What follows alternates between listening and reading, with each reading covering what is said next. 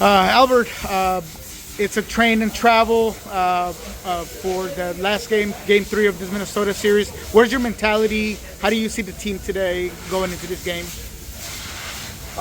Yeah, mentality is the same as last one. It's win or go home for us.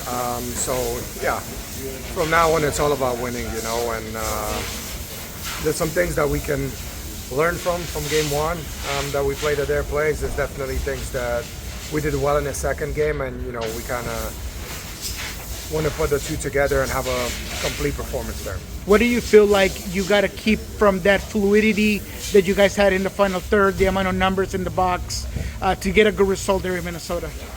Yeah, it's all being on the same page, when we get into the final third, maybe a little bit simplifying things and then putting ball in the box like we did at home, and having numbers there so the ball can rebound or it can bounce to one of us in the box, and then taking our chances. So I don't think it was anything special other than mentality, all being on the same page, and that willingness to sacrifice and just to make runs in the box.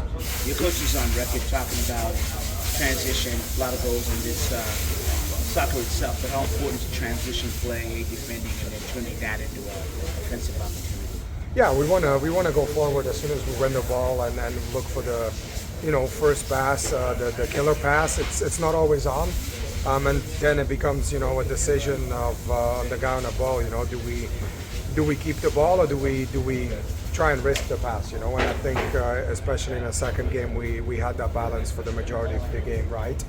On the other side, we have to be aware of their transition, and when we lose the ball, getting numbers back and preventing types of goals that we've given up in the last game. Without getting too into your strategy, what is the key in getting numbers in the box? Right, you said that's critical. What's that fulcrum like and that timing like? I think it's getting numbers in the box is to each individual. Will you sacrifice and run extra 10, 15, 20 yards to get there? But if we have numbers in the box, also it has to be the right time, and a guy on the ball in the wide area has to have enough time to be able to put the ball in the box. Because if we just stand with 4 or 5 guys in the box and the guy on the ball cannot cross or look for anybody in the box, then it's pointless. So that's what I mean when I say we have to be on the same page, and the guy on the ball and the guys going in the box have to kind of predict and read the situation of what could happen, and if we do those things, then we can score goals like the last game. This is the fifth time that you have been playing Minnesota this year. What does that sort of familiarity do to change the way a game plays out? Yeah, I think if anything, it makes it harder because you've played them so many times, and I feel like exactly what they want to do. They know exactly what we want to do. The personnel, the players individually. So it's a little bit harder, and playing them back to back for the third time in like 2 weeks.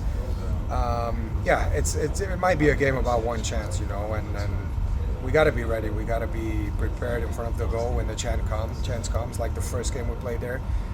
We got to score, and I think once we score a goal, the games become a little bit different than when it is 0-0. Albert, when Obed scored his goal, he went and he was celebrating with the Thunder staff. People are wondering who is the Thunder staff and what his role on the team and his importance. It's our guys who provide amazing food every day for us, and they're here even when we have a day off. They come in and they do a lot of stuff that goes unnoticed, right? But they're a big part of this group, and we spend a lot of time with them every day, actually. Maybe sometimes more than we do with coaches. That's who it was, and usually it's both of them. Usually, Chef is there as well, David. But I don't know where he went this game. He wasn't there. He's probably already preparing something for us in the locker room. So yeah. Speaking of unnoticed, Christian Roldan has always been thought of as this underrated player. He gets a call for he gets a designation for the best 11 in MLS. What have you seen from him this year, and him being a full 6 this year rather than having to move positions? How important has that been for him to get this accolade? Yeah, I think he was terrific even last season.